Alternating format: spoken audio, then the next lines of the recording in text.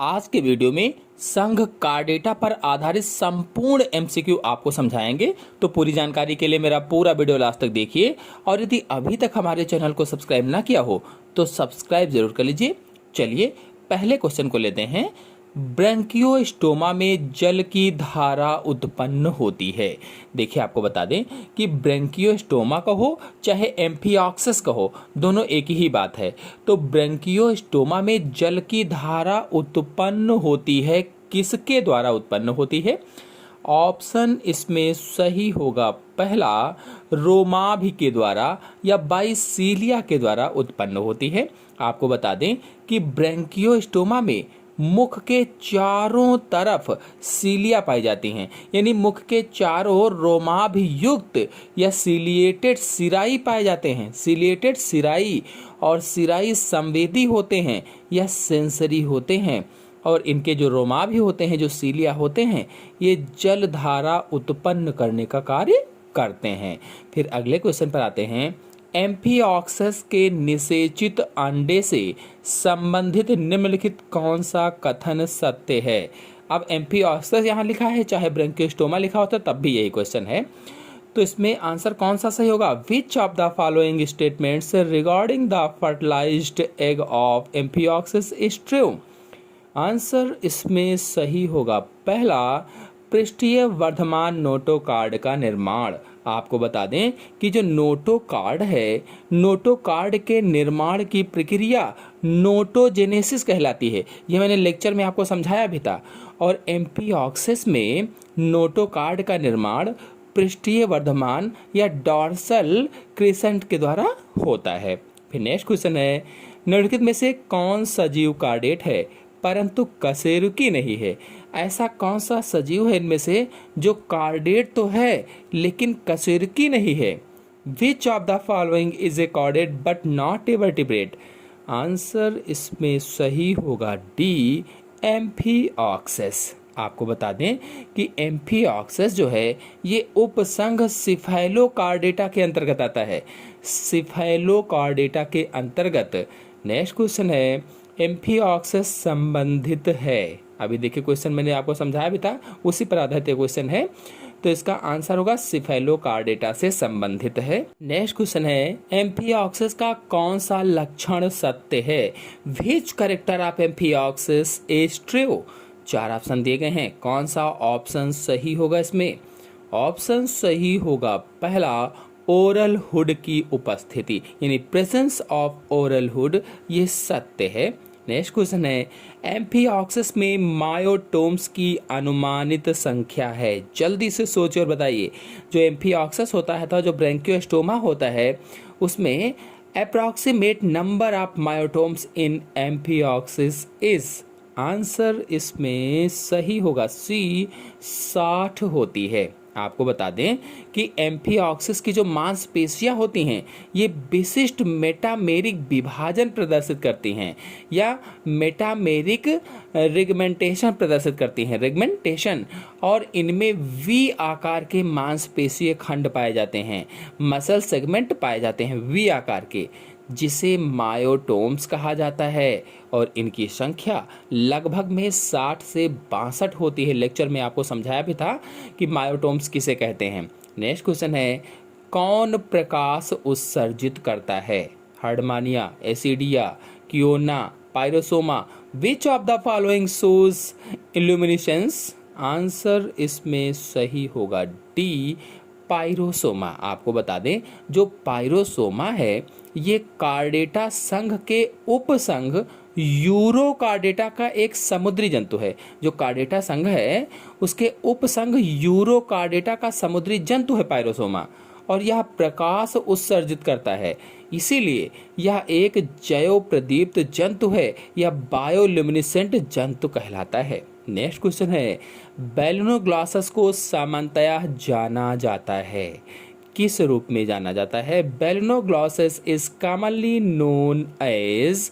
Answer सही होगा जिह्वा कृमि के रूप में, यानी बेलनोग्लॉसस को जिह्वा कृमि भी कहा जाता है, एम्फिऑक्सिस भी कहा जाता है, कई सारे इसके नाम हैं। तो इसमें आंसर कौन सा सही होगा? डी वाला।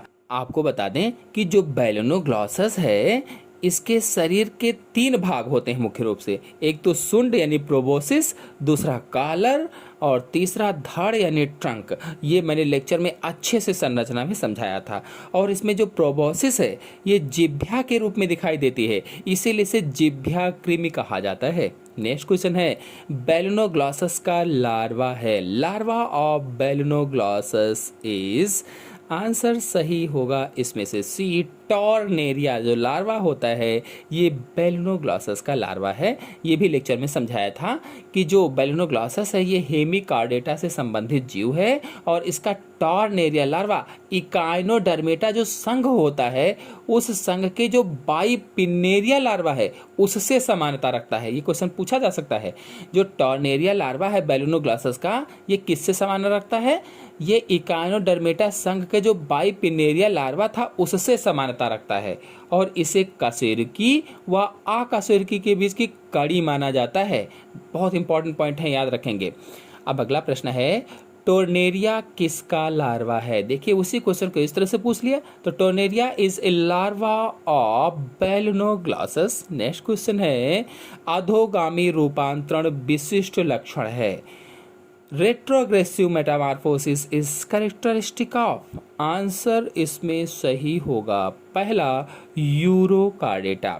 अधोगामी रूपांतरण यानी रेट्रोग्रेसिव मेटामॉर्फोसिस जो होती है यूरोकार्डेटा का विशिष्ट लक्षण होती है और इनमें टैडपोल से वयस्क में विकास के दौरान कुछ अंग संकुचित होकर पूर्ण रूप से विलुप्त हो जाते हैं, जैसे हर्डमानिया थी, बेट्रॉइलस था आदि में होता है। नेक्स्ट क्वेश्चन है, अन्य स्थानबद्ध प्रोटोकार्डेटा जंतु निम्नलिखित में से किस वर्ग में पाए जाते हैं? तो इसमें आंसर कौन सा सही होगा? आंसर सही होगा इसमें से सी, एसिडिएसिया वर्ग में पाए जाते हैं।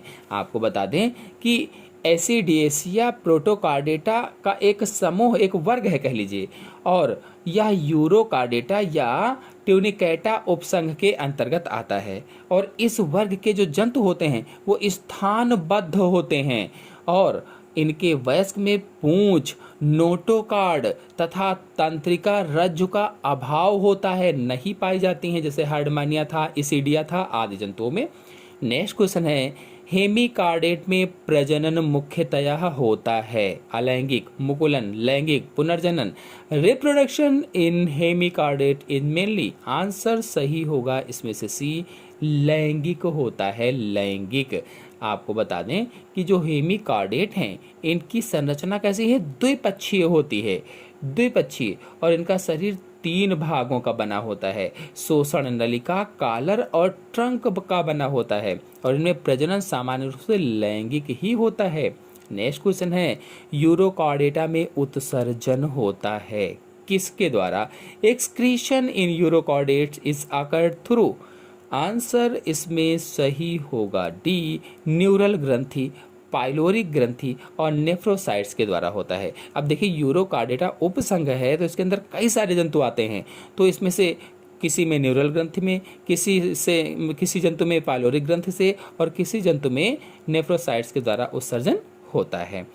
तो इसका आंसर कौन सा होगा? डी वाला। आपको बता दें कि जो इसमें न्यूरल ग्रंथि है ये लगभग में 4 मिलीमीटर लंबी और 1 मिलीमीटर मोटी होती है और इसका कार्य क्या है? तो उत्सर्जन करना इसका कार्य होता है। नेक्स्ट क्वेश्चन है, हर्डमानिया में उत्सर्जन होता है किसके द्वारा? तो excretion in Herdmania takes place, तो हर्डमानिया में उत्सर्जन किसके द्वारा होगा? न्यूरल ग्रंथि के द्वारा होता है। अब प्रश्न अगर इसी को घुमाकर पूछा जाए कि हर्डमानिया में न्यूरल ग्रंथि का मुख्य कार्य क्या होता है? Main function of neural gland in Herdmania is in, answer से होगा उत्सर्जन करना। नेक्स्ट क्वेश्चन है, निम्न में से किसमें वेनेडियम श्वसन पिगमेंट का कार्य करता है? Vanadium is supposed to be the respiratory pigment in, answer सही होगा हर्डमानिया यानी सी वाला।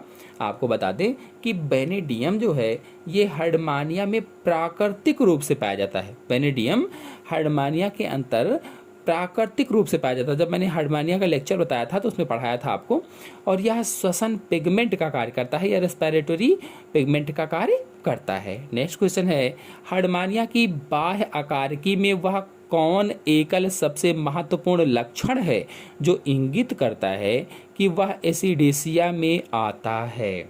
आंसर इसमें सही होगा सी, चोल। आपको बता दें कि जो चोल है इसे अंग्रेजी में टेस्ट भी कहा जाता है, इसे आप खोल भी कह सकते हैं। और हर्डमानिया में जो चोल है या टेस्ट है ये ट्यूनिसिन नामक पदार्थ की बनी होती है, ट्यूनिसिन नामक पदार्थ की, लेक्चर में समझाया था। और इसका महत्वपूर्ण ये लक्षण होता है। नेक्स्ट क्वेश्चन है, हर्डमानिया के रक्त में होता है लौह, तांबा, वेनेडियम, कैडमियम। क्या होता है? The blood of Herdmania contains, तो वेनेडियम होता है। और मैंने अभी आपको बताया था कि हर्डमानिया के रुधिर में वेनेडियम पदार्थ पाया जाता है और ये श्वसन रंगा होता है, यह रेस्पिरेटरी पिगमेंट का कार्य करता है।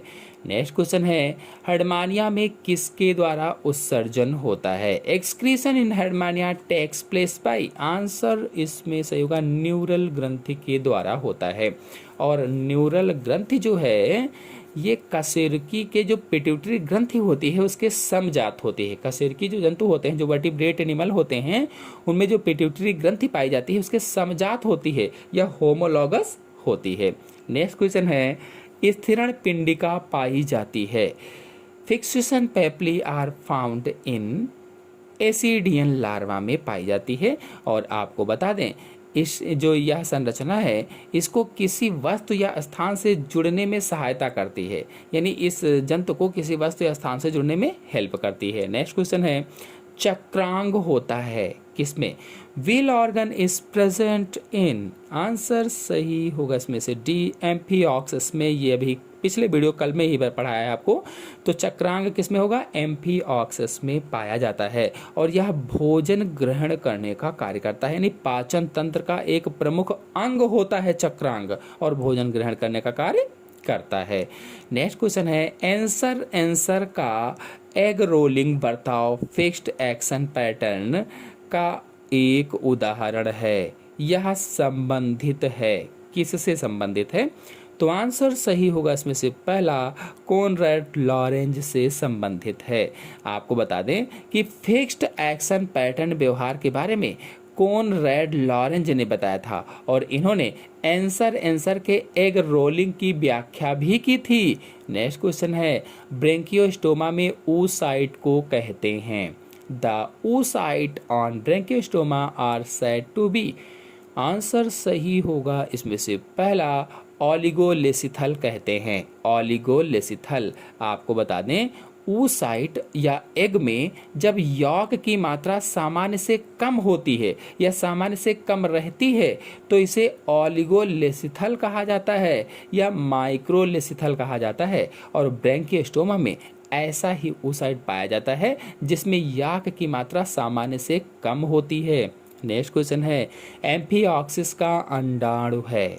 The egg of amphioxus is अल्पपीतकी होता है या माइक्रोलेसिथल होता है। नेक्स्ट क्वेश्चन है, ब्लास्टोपोर से बनता है। Blastopore gives rise to. Blastopore से क्या बनता है?